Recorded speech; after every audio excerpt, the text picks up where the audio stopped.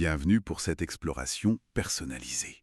Aujourd'hui, on se penche sur la diététique chinoise, spécifiquement via un cours détaillé qu'on a épluché. L'idée, c'est de regarder la théorie des 5 éléments, le Wuxing. Notre objectif, extraire les concepts clés pour comprendre comment l'alimentation est vue comme une source d'énergie, d'équilibre en médecine traditionnelle chinoise. Alors, pour démarrer, cette fameuse théorie des 5 éléments, bois, feu, terre, métal, eau. Le cours dit que ce n'est pas juste des substances fixes, c'est ça. Plutôt des dynamiques, liées au taoïsme, au yin, au yang, au qi, l'énergie vitale. Exactement. Ce sont comme 5 processus, mais en interaction constante, vous voyez. Et ce qui est vraiment central dans ce cours, ce sont 2 cycles qui régissent tout ça. Le cycle Sheng, celui qui engendre, où un élément nourrit le suivant. L'eau fait pousser le bois, par exemple. C'est assez intuitif. Ah oui, l'engendrement. Et puis, il y a le cycle Ke, celui du contrôle. Lui, il évite les excès. Comme l'eau qui éteint le feu, ou le feu qui fond le métal. Voilà, exactement ça. Cette interdépendance, ce jeu d'équilibre permanent, c'est présenté comme la base de l'harmonie dans la nature et dans notre corps aussi. D'accord, ok. Ces cycles expliquent la recherche d'équilibre global. Mais comment les aliments eux-mêmes s'insèrent là-dedans? Le cours parle d'eux comme des vecteurs d'énergie. C'est pas juste une question de vitamines ou de calories alors? Non, c'est bien plus que ça. C'est un point fondamental des sources. Chaque aliment a sa propre énergie. Et il y a 2 aspects cruciaux. D'abord, sa nature thermique, froid, frais, neutre, tiède ou chaud. Simple exemple, le concombre rafraîchit, le piment réchauffe. C'est ça. Et le cours insiste bien sur l'importance de s'observer soi-même. Est-ce qu'on a souvent froid? Les mains, les pieds froids, même l'été? Ça, ce sont des signes de froid interne. Et dans ce cas, la logique serait de privilégier des aliments et des cuissons qui réchauffent. C'est vraiment une adaptation à notre constitution, pas juste à la météo. Très intéressant, ça, l'adaptation personnelle. Et ensuite, le deuxième aspect clé, les 5 saveurs. Chacune est liée à un élément et à un système d'organes. L'acide, c'est le bois, le foie. Il a un effet astringent, il aide à retenir les choses.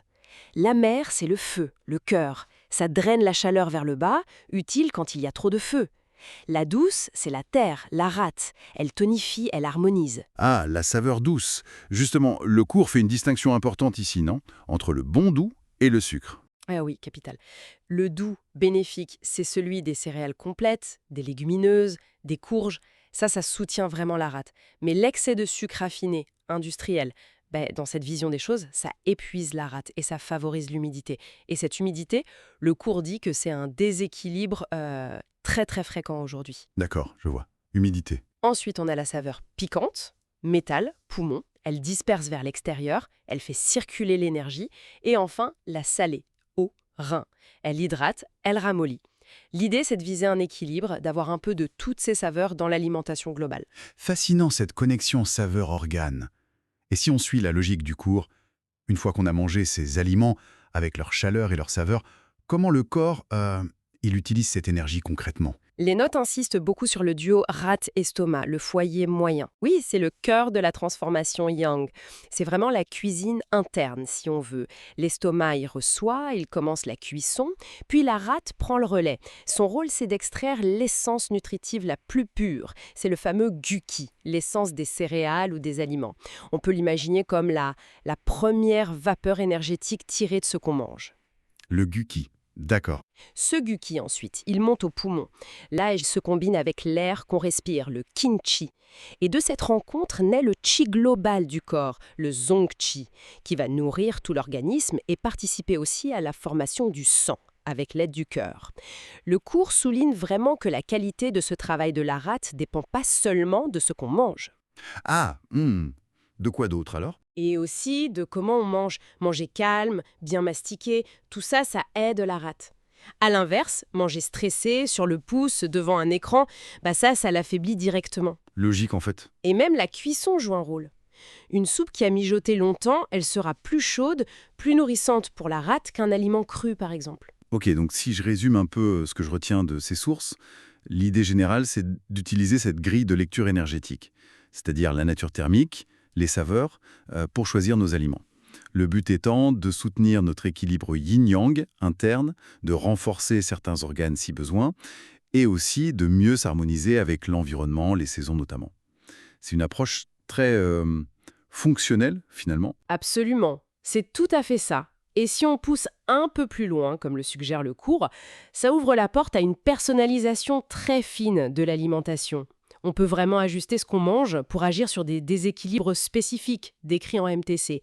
Un vide de quille, par exemple, ou une accumulation d'humidité, comme on disait. Une vision préventive, donc. Carrément préventive. Nourrir la vitalité pour éviter que les problèmes s'installent. Le cours insiste aussi beaucoup sur la modération, bien sûr, mais surtout sur la conscience dans l'acte de manger.